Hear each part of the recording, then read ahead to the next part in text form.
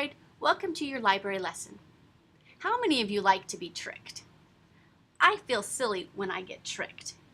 Today we're going to show you something that you can use to avoid being tricked when you are doing research. Use the acronym radcab so that you can pick a reference that will be just right for your research.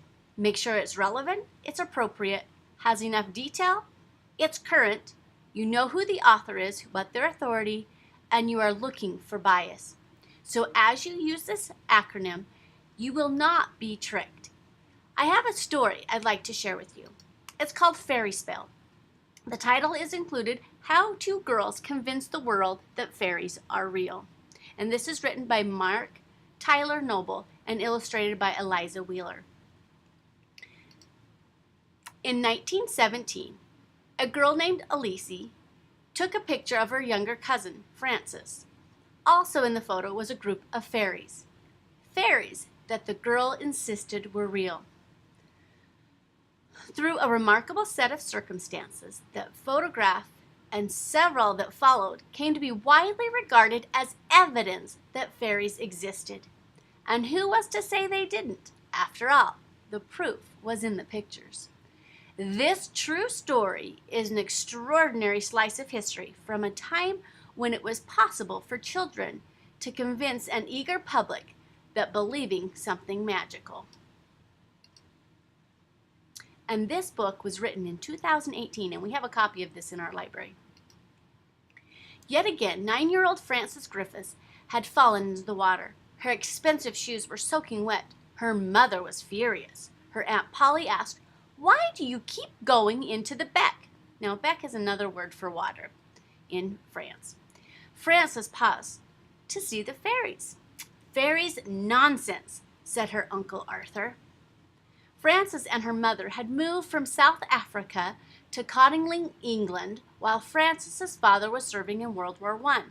They were staying with the Wrights, her aunt, uncle, and 6-year-old cousin, Elise. Frances and Elise, both only children, had become like sisters.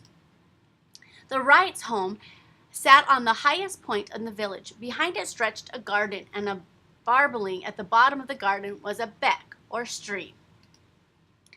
Throughout the summer of 1917, the beck had called to Frances and Elise, and they spent many hours there. Though it were mere yards from their house, they sometimes brought lunch so that they wouldn't have to leave for any longer than necessary.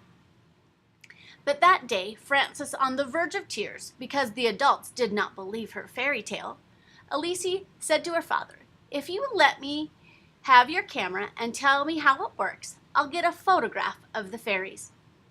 Photography was new enough that many people had never taken a picture. Cameras could be complicated to use.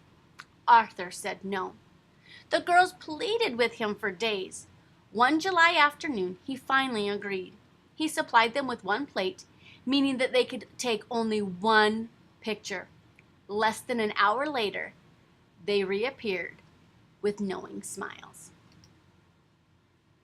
Now, this book goes on to share how they actually convinced the world. There were articles written about these two girls and how they convinced the world that fairies were real. Come to find out, though, they had actually tricked the world.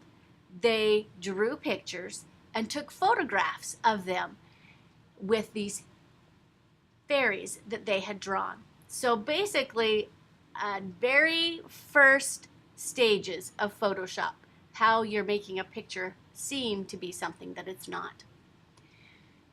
If we were in that time period, we would have wanted to use radcab to see if we could find out whether or not that was real or fake. I hope you've enjoyed today's lesson. I look forward to seeing you in the library and reviewing references throughout the year. I hope you have a great day.